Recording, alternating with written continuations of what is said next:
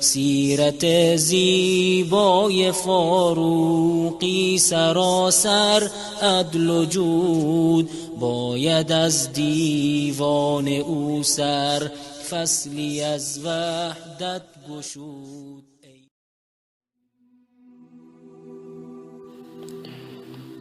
اختلاف میان عمر بن خطاب رضی الله عنه و ابی بن کعب رضی الله عنه سر زد.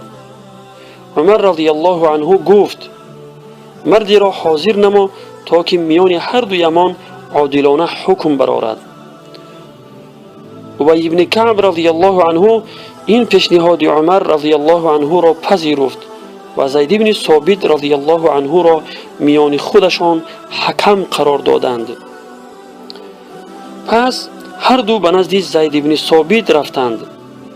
عمر رضی الله عنه زید را دیده گفت: ما نزد تو آمدیم تا که در خانه ات میان ما عادلانه حکم کنی.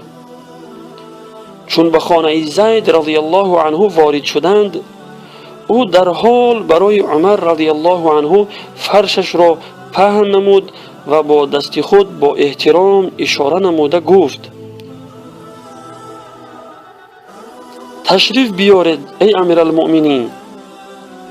از چنین عمل زید رضی الله عنه چهره عمر رضی الله عنه تغییر یافت و چنین گفت: این اولین ستمی بود که در حکمت ظاهر نمودی، ولی من بالای فرشت همراه شخصی که با او خصومت دارم می نشینم. پس عمر ابن خطاب رضی الله عنه همراه ابی بن کعب رضی الله عنه بالای فرش پهن کرده زید بن ثابت رضی الله عنه در روبروی او نشستند و ابی بن کعب رضی الله عنه دعوایش را آغاز کرد.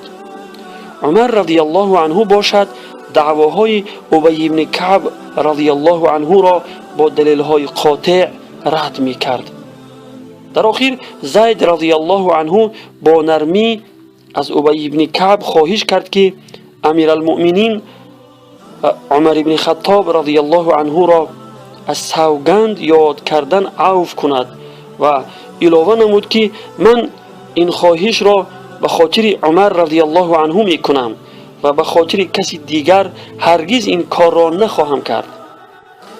عمر رضی الله عنه این کار زید بن ثابت رضی الله عنه را دیده در حال برای بیگناهیش سوگند خورد و دوم باره قسم خورده بعداً گفت: زید تا وقتی که عمر و یک مسلمان عادی را با یک چشم نبیند قضاوت کرده نمی تواند.